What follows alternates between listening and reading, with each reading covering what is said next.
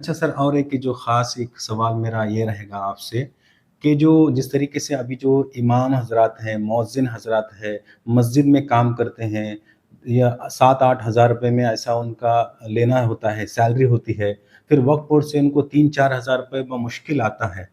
क्या ऐसा नहीं हो सकता कि इमामों को 15-20 हज़ार रुपए सैलरी किया जाए कि जैसे ही उनका जैसे ही वो इस मस्जिद में जब उनका अपॉइंटमेंट हो तो उस वक़्त उनको एक इंश्योरेंस कार्ड दिया जाए, हेल्थ कार्ड दिया जाए, उनको घर की फैसिलिटी दिया जाए। क्या ऐसा पॉसिबल है? क्योंकि बताया तो ये जा रहा है कि वक्फ बोर्ड के पास तीसरी प्रॉपर्टी है हिंदुस्तान में, तो क्या ये पॉसिबल नहीं है सर? मसाजिद तो बहुत कम है और प्रॉपर्टी ज़्यादा है, तो क्या हम इमामों को, मुअज़्ज़िनों को इतना नहीं दे सकते? मैं मोहम्मद सादिक सोनूर, आप देख रहे हैं एचडीएमसी न्यूज़। एचडीएमसी न्यूज़ आज आपको सर्किट हाउस देशपांडे नगर में लेकर आया है। यहाँ पर आने की वजह यह है कि केपीसीसी के जो वाइस प्रेसिडेंट हैं सईद अहमद साहब, जो बेंगलुरु में रहते हैं, वो आज हुबली के दौरे पर आए हुए हैं और काफ़ी सारा यहाँ पर वो वातावरण को देख करके जो वहाँ के जो डिसीशंस थे उसको ला करके यहाँ पर बताए। हम वक्फ बोर्ड के मुतल्लिक बात करेंगे, कुछ पूछेंगे उनसे सवालात। सर, जैसे कि अभी वक्फ बोर्ड के मामला चल रहे हैं, उसके मुतल्लिक थोड़ा सा मुख्तसर सा बताइए कि ये क्यों वक्फ बोर्ड को अमेंडमेंट किया जा रहा है? देखिए, ये भी एक षड्यंत्र है जी।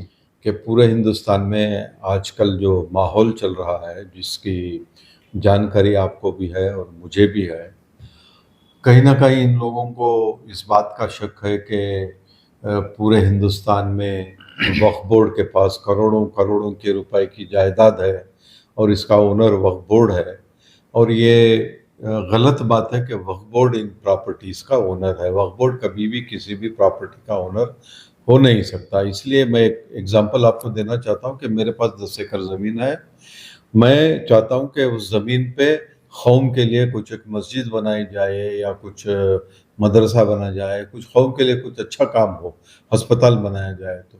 तो मैं वो काम शुरू करके मैं वक्फ बोर्ड को उसको हवाले करता हूँ कि आप इसकी देखभाल करिए। So Waqf board can be only a caretaker of the properties of the minorities which comes under the Waqf Act.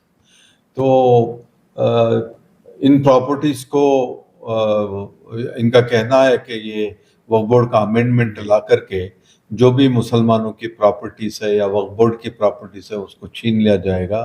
एक बहुत ही गलत सोच है हिंदुस्तान की सरकार का। उन लोगों को फिर से सोचना चाहिए। और चूंकि पार्लियामेंट में हंगामा हो गया, पूरे अपोजिशन ने इसके ये खिलाफ वर्जी की, तो पार्लियामेंट से एक जॉइंट पार्लियामेंट्री कमेटी बनाई गई है, जिस पार्लियामेंट्री कमेटी में यहाँ के हमारे इकलौते जो नसीर हुसैन साहब एमपी हैं राज्यसभा के, वो भी इसमें हैं। बेंगलोर में मेरे ख्याल से आज जेपीसी की मीटिंग हो रही है और हरियाणा में हुई, मुंबई में हुई, हैदराबाद में, हर जगह ये मीटिंग्स हो रहे हैं। हर जगह से ये फीडबैक लेने की कोशिश कर रहे हैं कि ये गलत है या सही सर, है। जैसे कि अभी जो ये वक्फ बोर्ड जो अमेंडमेंट जो बिल लाया जा रहा है, ये खालिस जो है मुसलमानों ने अल्लाह की रज़ा के लिए, यानी जो ज़मीन है, जायदाद है, वो डोनेट किया है वक्फ बोर्ड को। वक्फ बोर्ड बस इसको देखभाल करता है, ना कि इसका मालिक है। तो ये सरकार ये अमेंडमेंट बिल ला करके करना क्या चाह रही है सर? इनका मंशा क्या है? उसके मुतल्लिक मुख्तसर सा बताइए। इनका मंशा सिर्फ इतना है कि हम लोगों को इकोनॉमिकली वीक कर दें, रिलीजियसली वीक कर लें और हर तरीके से हमको वीक करके सेकंड क्लास सिटीजन्स बना दें।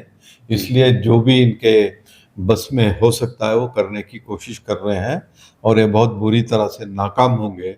और मैं इतना कहना चाहूँगा कि वक्फ बोर्ड को किसी भी तरह से कोई भी प्रॉपर्टी उनके नाम पे नहीं हो सकती और ना ही हुई है। सर, उसी तरीके से अभी ख़ास करके ये भी देखने में आ रहा है कि कुछ जो है, हाँ, जो वक्फ बोर्ड के जो मेंबरान है, कुछ वो भी जो है, ऐसा उनका कहना है, यानी अपोजिशन का, बीजेपी का कहना है कि उसमें जो वक्फ बोर्ड के कुछ जो अधिकार है वो भी है ने उस जायदाद को हड़पते हुए नजर आ रहे हैं, ऐसा उनका कहना है। तो इसके मुतालिक थोड़ा सा बताइए, क्या इसमें सच्चाई है? कोई भी वक्फ बोर्ड की प्रॉपर्टी को हड़प नहीं सकता। हालांकि ये बात کچھ حد تک صحیح ہو سکتی ہے کہ کچھ چند غلط قسم کے لوگوں نے کچھ زمین کو اپنے قبضے میں رکھا ہوا ہے، اور وہ زمین ان کی ہو بھی نہیں سکتی، اس لیے کہ وقف کر دیا گیا ہے.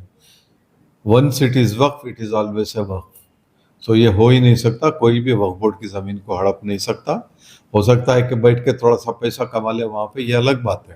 سر اور بھی ہم یہ جاننا چاہیں گے، عوام یہ بھی جاننا چاہے گی، جیسے کہ ابھی وقف بورڈ کے جو معاملات ہے، یعنی تیسری پراپرٹی اس کو کہا جا رہا ہے، یعنی مسلمانوں کی جو ہندوستان میں جو ہے، انڈیا میں، بھارت میں، یہ تیسری پراپرٹی ایسا کہا جا رہا ہے.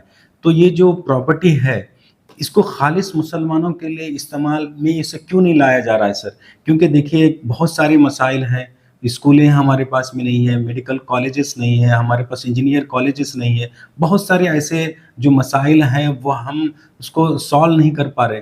تو پھر یہ وقف بورڈ اتنی جائیداد رکھ کر کے کر رہی کیا ہے، اور یہ کیوں یوٹیلائز نہیں ہو رہا سر؟ دیکھیے وقف بورڈ کے پاس اتنا سخت قانون اور اتنا پاور نہیں ہے کہ وہ جا کر کے امیڈیٹلی جو قبضہ کر کے بیٹھے ہیں ان کو اٹھا کر کے پھینک دیں. کئی جگہ ایسے ہوا بھی ہے کہ وقف بورڈ نے کوشش کر کے جگہوں کو خالی کیا، اور قوم کے بچوں کے لیے کالجز بھی بنائی گئی ہیں، اسکولز بھی بنائی گئی ہیں. یہی کوشش رہی ہے، آئندہ بھی یہی کوشش ہوگی انشاءاللہ. اس میں ہم پورے کامیاب ہوں گے. اور میری درخواست یہی ہے کہ یہ جو وقف بورڈ بل ہے پارلیمنٹ میں، اس کو پاس نہیں ہونے کے لیے جو بھی ہو سکتا ہے ہمارے لیڈروں کو کرنا چاہیے.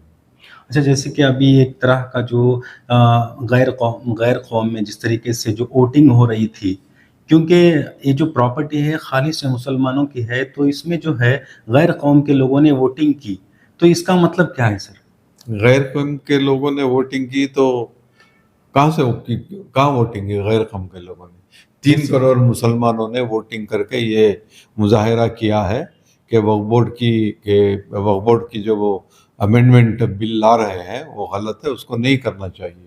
جیسے کہ اب دیکھیے میں آپ کو اور کھل کر کے پوچھنے کی کوشش کر رہا ہوں، جیسے کہ ابھی جو غیر قوم کے جو لوگ ہیں وہ جو ہے اس میں گھس کر کے، یعنی مسلم کے پراپرٹی میں غیر قوم کے لوگ گھس رہے ہیں، گھس کر کے یہ بتانے کی کوشش کر رہے ہیں کہ یہ جو امینڈمنٹ ہے، جو وقف بورڈ امینڈمنٹ جو بل ہے وہ پاس ہونا چاہیے، ایسا ان کا کہنا ہے. تو یہ جو اس میں جو زبردستی گھسا جا رہا ہے، اس کا مطلب کیا ہے سر؟ یہی میں نے بتایا نا آپ کو کہ کسی نہ کسی طرح سے ہم لوگوں کو غلط ثابت کیا جائے، کسی نہ کسی طریقے سے یہ ثابت کرنے کی کوشش کی جا رہی ہے کہ جو وقف بورڈ کی جو زمینات ہے وہ زبردستی قبضہ کر کے بیٹھے ہوئے ہیں، اور وقف بورڈ اس کا فائدہ اٹھا رہا ہے.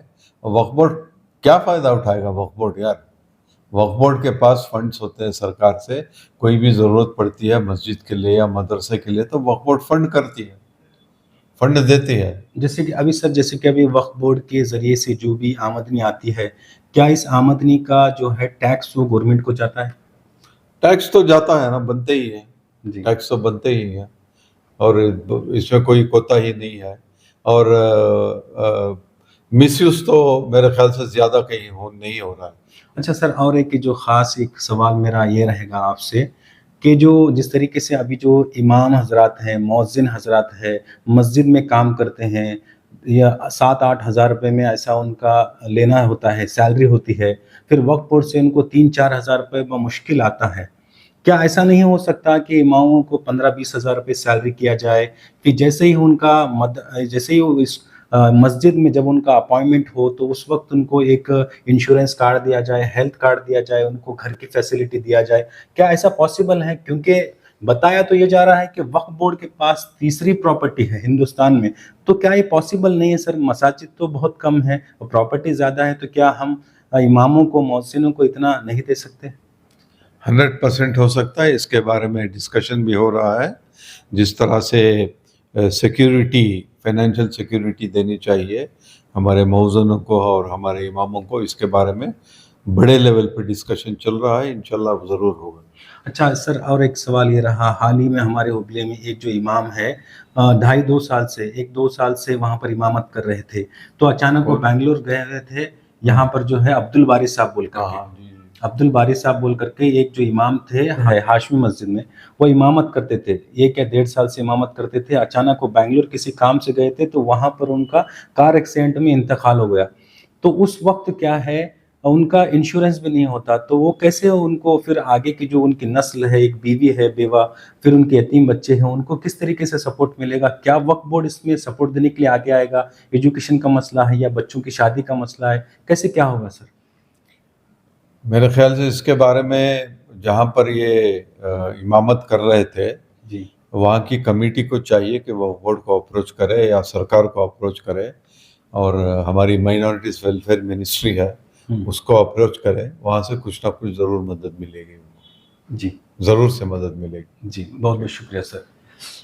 ये थे सईद अहमद साहब जो बेंगलुरु से हुबली आए हुए हैं, जो आज हमने वक्फ बोर्ड के मुतल्लिक कई सारे उनसे सवालात किए, और ख़ास करके हमारा ये सवाल रहा कि जो इमाम और मुअज्जिन बहुत ही कम पेमेंट में जो मस्जिदों में इमामत व खिताबत करते हैं, आज हमने उसके बारे में भी पूछा, और उनके बारे में हमने सैलरी के मुतल्लिक भी पूछा, और उनके जो रहन सहन के मुतल्लिक भी पूछा, तो उनके इंश्योरेंस हो या फिर उनके हेल्थ कार्ड के मुतल्लिक भी पूछा। तो और हाल ही में जो हुबली में अब्दुल बारी नामी जो एक इमाम थे, उनका भी इंतकाल हुआ, तो उनके मुतल्लिक भी हमने पूछा।